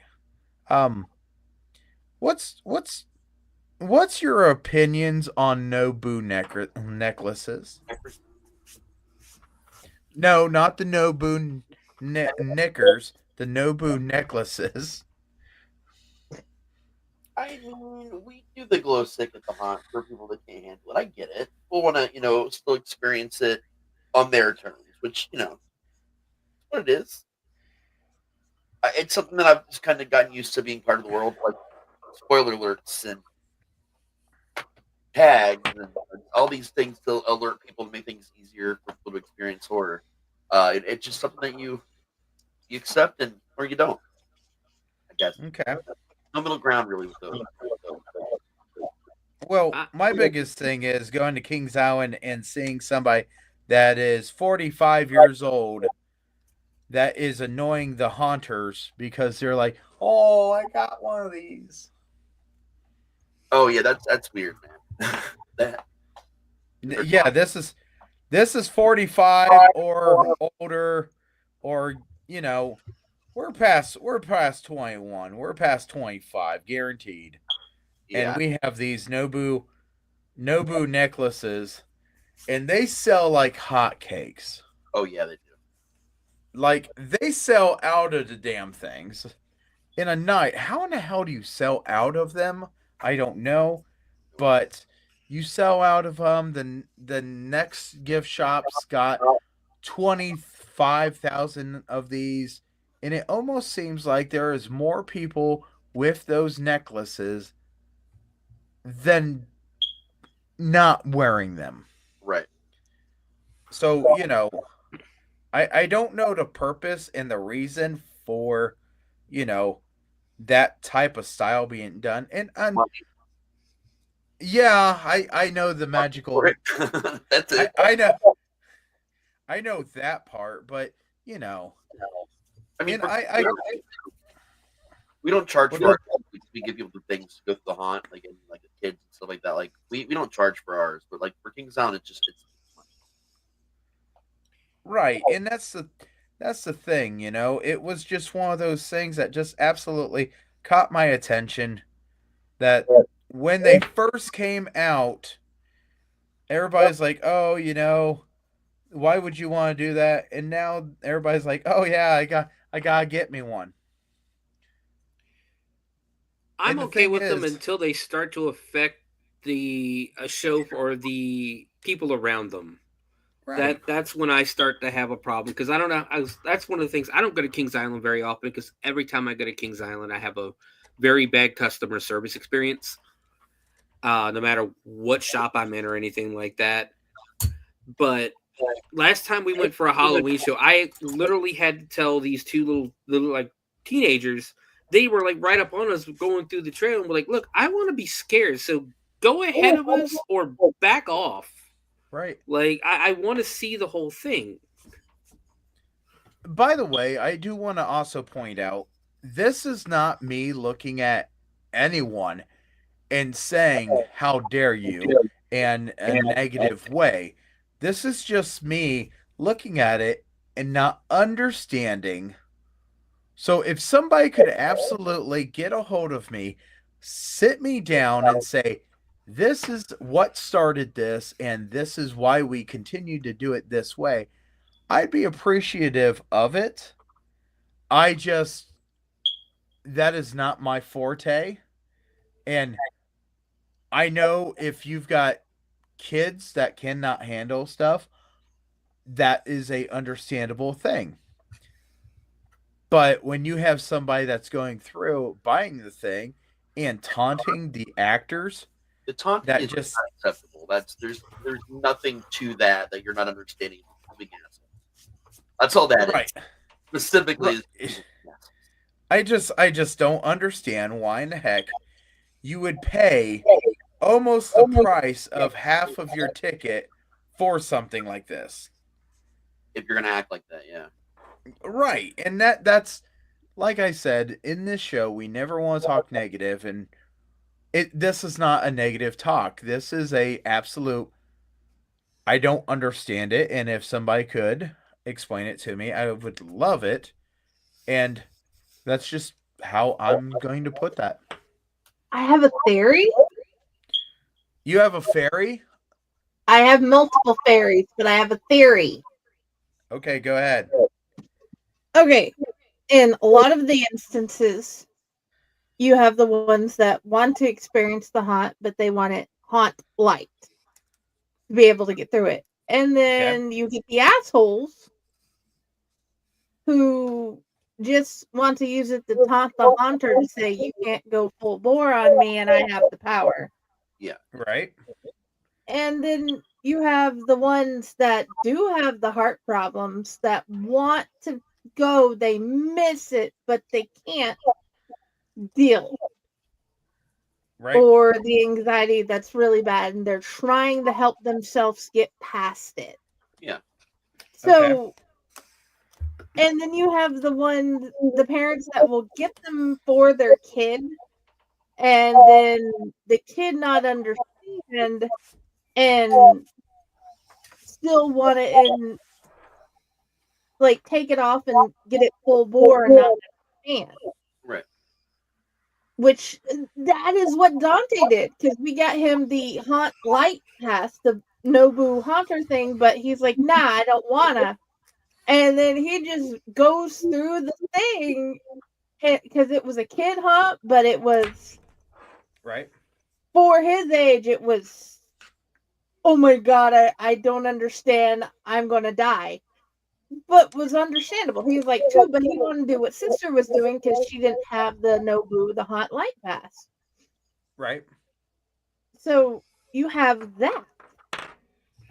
But the thing I'm not understanding, I'm definitely going to put out there, why are you going to be such a narcissistic asshole that you're going to buy the Nobu haunt pass just to go, nah, nah, nah, boo, boo. You can't scare me. And I still don't get that part. That's one of the things that absolutely kills me, you know, is if you're going to be like that, you're not taking away the fun from you. You're taking the fun away from everybody else. And then you have this person that has absolutely done the training, done this, done that, and you're just being a total a-hole to this person, which, takes their fun out of it. And that was the whole question I had. And I don't understand why people do that. And you know what? I totally get it. You have an opportunity to see really cool things and this and that. These people with the Nobu passes will go through scare zones, deliberately go through scare zones to watch other people get scared. And that's fine to watch other people get scared. But when the haunters start going after them and then they see it, they're not scared. They're just being obnoxious.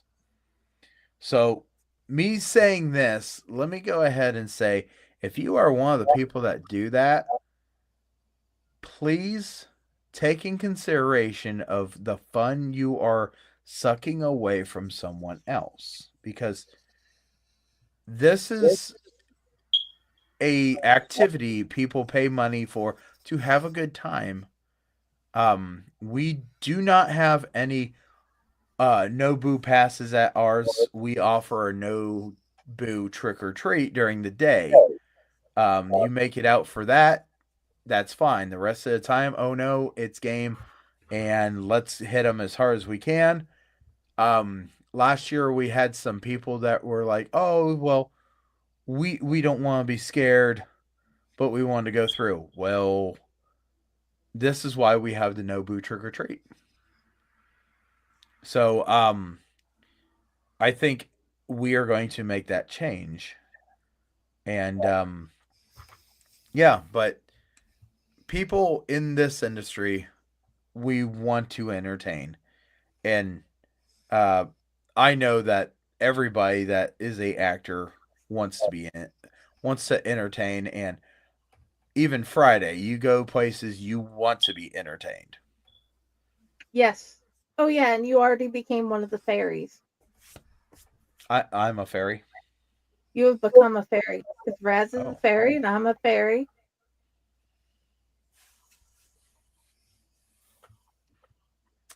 In that case, please no one start saying anything about that they don't believe in fairies, because I don't want to drop dead. No, I think at that point you just fade away like the kids in the picture in Back to the Future. Yeah. I think that's what happens when they do that. Well, according to Peter Pan, that's with Tinkerbell?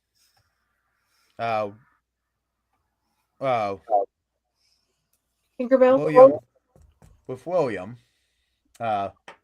Robert Williams, that's who it is. With Robert Williams, if you say I don't believe in fairies, they die.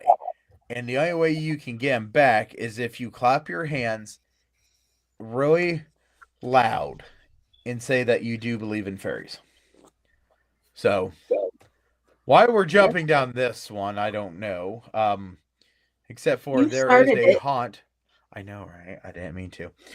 There is actually a haunt that actually has 4 fairies that are part of their haunt, and they look pretty kind of creepy looking fairies.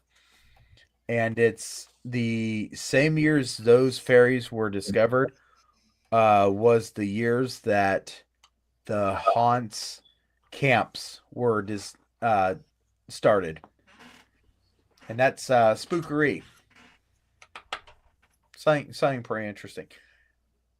But other than that, is there anything else that we want to talk about? Anybody got any questions for this wonderful guest? I know that we've hopped over here, hopped over there, and I got a question.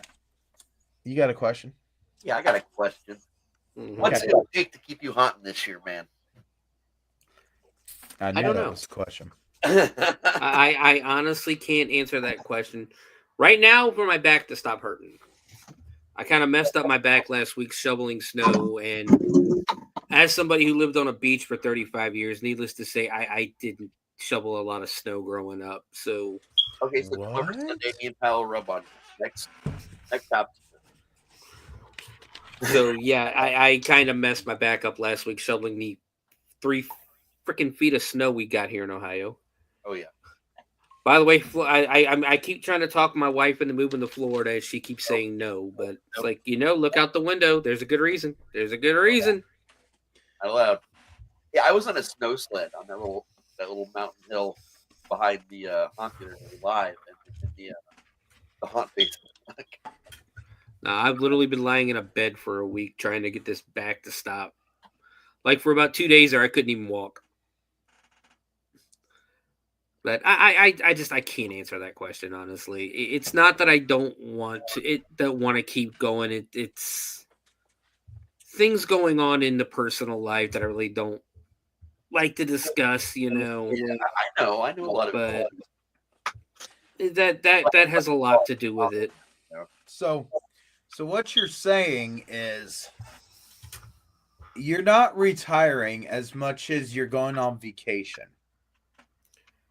Possibly.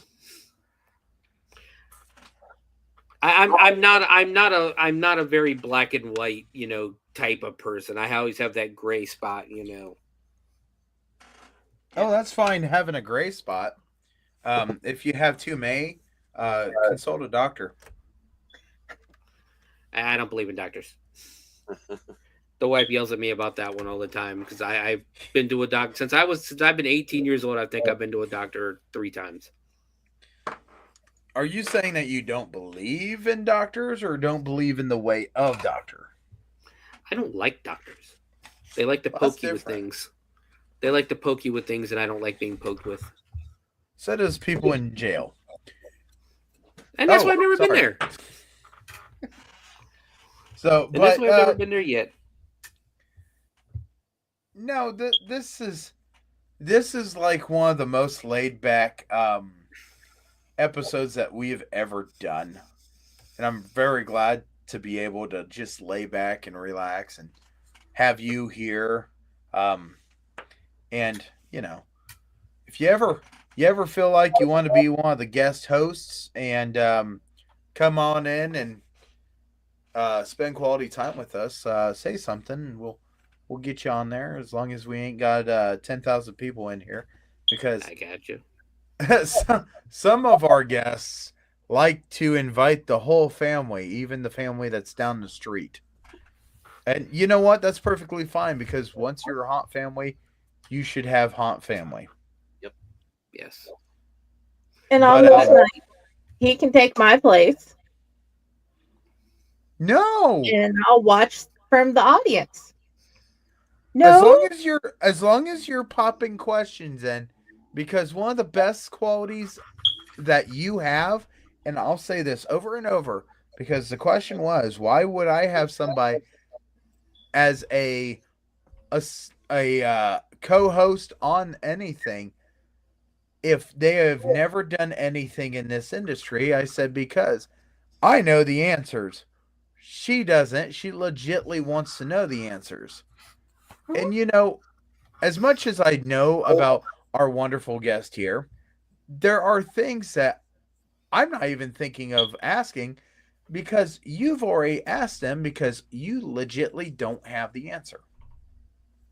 And that is one of the great things about having somebody on the show that is not a haunter. And if anyone ever has any questions that they want to ask the next person or whatever, we have an email. And it gets checked. It might get checked more frequent than the email I actually have. And it might have more mail going through it than the one email that I have. Even though it probably doesn't have too many going through it. My one email I think it finally closed because it's not been used. But so we're at 11 o'clock our time, 10 o'clock Friday's time, and we got 5 more minutes of this show. If we have anything else that we would like to talk about, let's open it to the wonderful floor here and see who wants to jump and ask a question. Not a question, but a statement. Come down to Hell's Dungeon, February 14th and 15th, for some Valentine's mayhem and bullshit. Have a good time. Okay, so yeah, let's talk about Hell's Dungeon because I know I am coming. I've got a crew that's coming. I am trying to make a scene there, and if my scene gets done, you guys just keep on bringing me chicken wings. So all I ask is chicken wings. Even though you will have to sit through something that makes you question what the hell you just watched. And I cannot talk about this until it happens. Yeah. It's going to be epic. There's be footage. Definitely lots of footage. I bet you there's going to be footage, and my coworkers are going to get a hold of this footage and go, what the hell is wrong with you? In fact, my boss might get a hold of this footage and go, and this is one of the best employees I got. Yeah. There is no alcohol or drugs being used as I do my performance. Just a lot of chicken wings. And a lot of sauce. And saucy man. We do need to find a office chair that we can bolt down to the ground for this.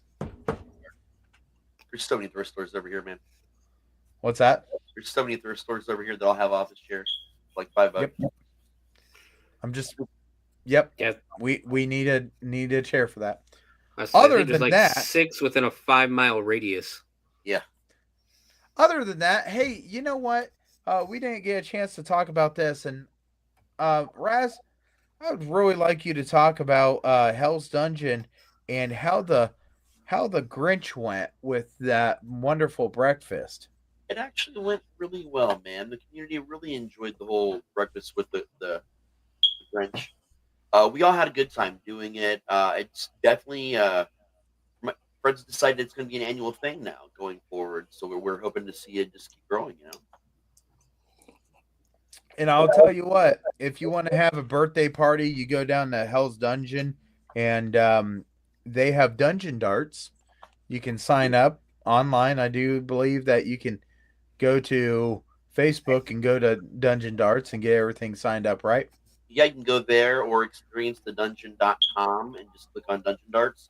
We are running a special that all the way through this month, if you book your party, you get $50 off. You don't have to book it for January. You just have to book with us in January for your party, whenever it's going to be, and you get $50 off the price. And we're about to be running a Groupon special with 25% off full party packages here very soon. Sign up for that. That's awesome. And I'll tell you, the year-round Gelsoft and Nerf Arena. And I will tell everybody, I appreciate everything and everyone that wished me a happy birthday, but I do want everybody to know, make sure you check your references on your clowns, because the lap dance is so much better when your clown is crying. Yes. Which happens far too often. So, but I'm about ready to shut this baby down, and I thank you guys all for being part. So let's go down. Our wonderful guest here, if you would want people to find you, where could they find you? You can find me everywhere at the Bloody Binge Movie Podcast, on YouTube, on Facebook, and on X. You can also find me. I have a Twitch stream, technically, Sewer Dweller 78. I am very bad about getting on there, though. But other than that, that's the best place. You can find me this Friday, 4:00. We are watching Igor and the Lunatics. Friday has already watched it and she loved it. She said it was a great movie. I have not watched it. This is actually a movie I've never seen before. So I'll be watching it for the first time this Friday. So if it's wild and crazy, because it is a grindhouse movie, so it promises to have some interesting themes to it. That it does. All right. And I don't shy away from talking about that kind of any of that kind of stuff. The only thing I refuse to talk about on my shows, I try not, unless it's in a historical context. I will not talk about religion, and I do my best not to talk about politics. Everything else is fair game now. Raz, where can we find you? You can find me pretty much everywhere. Say my name 3 times in a mirror, and make sure in your left hand you're holding a bottle of chocolate milk, in the right hand you're holding a rubber chicken. And then I might show up. That was a turtle. Oh no, turtle. That's summoning.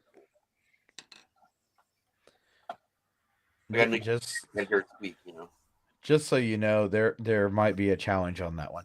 Anyway, I can already tell you that Sophia has tried it, and she's still waiting for him to show up. Because oddly enough, she had both. I was gonna show up, and then I got summoned, bought some chocolate milk and a rubber chicken. But I had to cancel because someone came with a rubber chicken and 2 jugs of chocolate milk. Yeah, it also involves like a kiddie pool and a fire extinguisher. It's a whole process. I don't want everybody to know. Then everybody's going to summon me, and it's going to be a whole nightmare. I want to hear the step-by-step process on this one time. We have all of those things. I'm just saying, I want to hear the step-by-step process with this. One day. All right. Friday, where can we find you?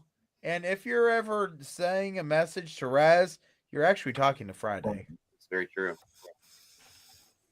All of Raz's stuff, all of Allight stuff, all of Fake Horse stuff, and also Friday with the Library in the Blue Box, and Jennifer Elliott, the author page. And if you try hard enough, you might be able to find me at Bookish Thoughts and like 16 other places. Jenny's Legion. You know, the one person I would like to get on this show sometime would be the world famous Dell. Yeah. Just going to say, 2025, that's the year for that, right? But before I can get Dell, I need to tell you guys that you can find me here on Chainer's Haunted Secrets. You can find me at Chainer's Field of Screams when we're operating. You can usually find me at Hell's Dungeon when we're not operating, but they are. You can also find me on Facebook. Don't know why you'd want to follow me there. I would say on TikTok, but that's to be determined on anything. And where you're not going to find me is in a grave because I'm getting cremated and I rather be in a jar. That way everybody could shake it and say, I got a jar of pile. I got a jar of pile. But no matter what, hey, we're in the new year and I'm very excited to see what's coming at us next. But I can tell you what's coming up next is another episode of Chainer's Haunted Secrets here in 2 weeks. Same time, same place. And as long as all the platforms are working, the same platforms. So, hey guys, thank you guys very much. And hit the lever, Crunk.